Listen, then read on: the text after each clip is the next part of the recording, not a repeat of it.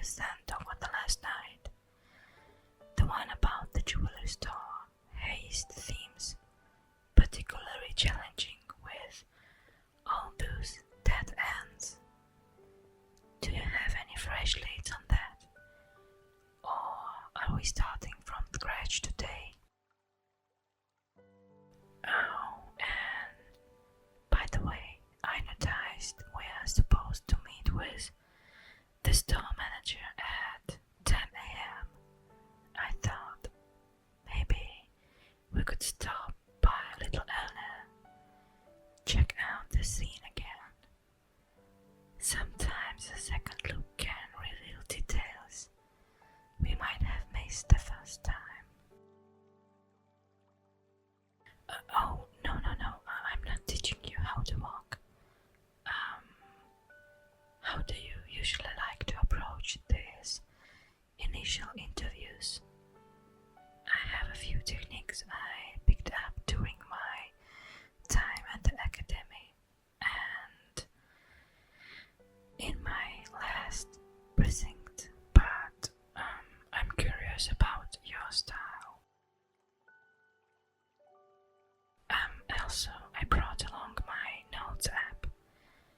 It's pretty handy for organizing thoughts and evidence quickly. Maybe we could sync our findings in real time. I find it helps keep everything straight when the details start flying fast. And yeah, speaking of which, I've drafted a few questions to ask the store manager.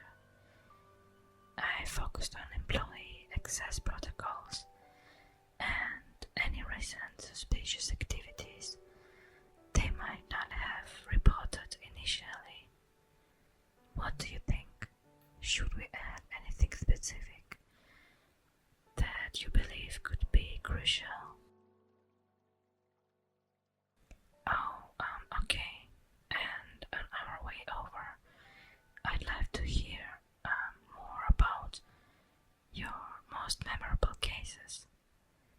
There must be some interesting stories from your years on the force that could be really educational for me. Maybe some tricks of the trade that aren't in the textbooks. And just a heads up, I'd like to take a quick walk around the perimeter when we first arrive at a crime scene. It helps me get a feel for the place and sometimes spot things from the outside in. Do you mind if we start with that? And after we wrap up the scene, maybe we can grab some coffee and go over the evidence together. I find that a casual setting sometimes helps me think more clearly about complex cases. Plus, it'll give us a chance to discuss our next steps in a more relaxed environment. I noticed from the file that there were some inconsistencies in the witnesses' statements. Maybe we can brainstorm some strategies to revisit those interviews. I have a few ideas on how to approach them to maybe get more out of our witnesses. Oh, and lastly, I'm really curious about how you handle the stress of the job.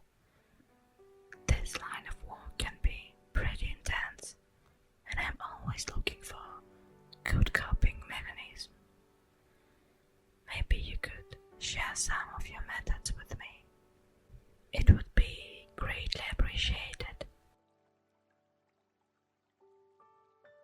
Oh, yeah, you're right. That approach does sound more thorough.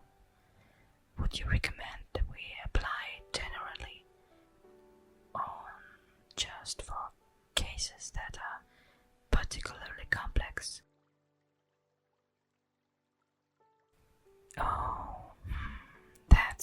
interesting point about witness psychology.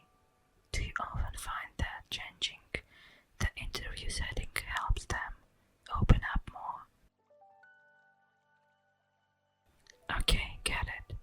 Focusing on behavior patterns could be definitely the right choice and give us a new angle.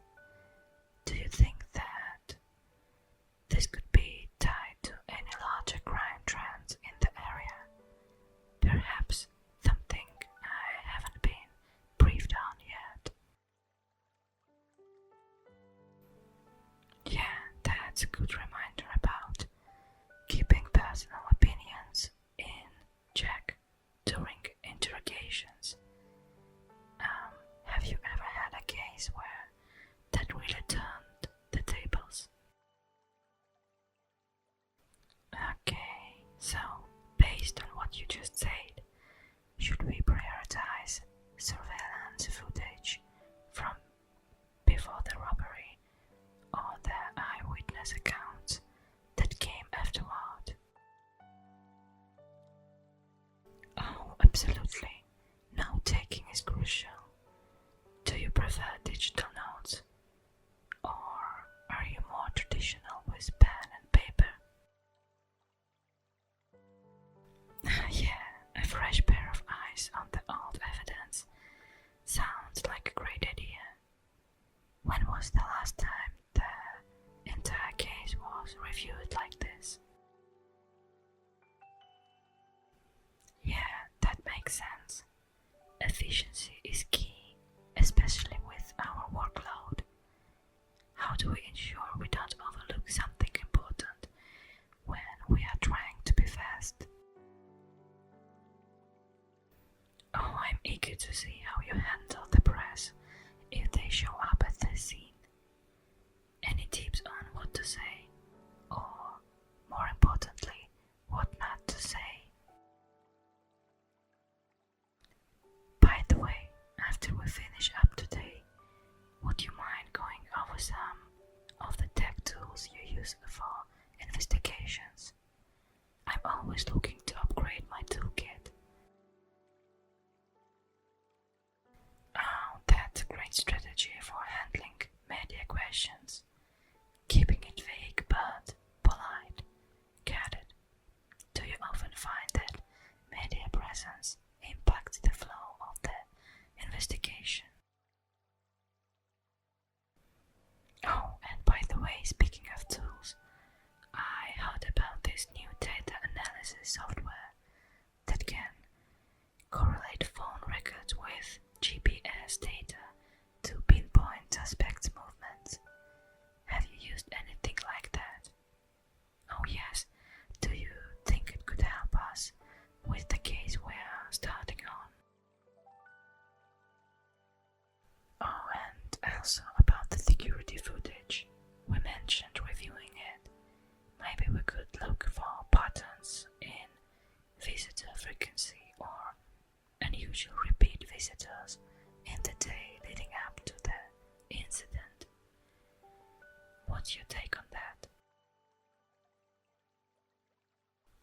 Okay, and how direct do you think we should be?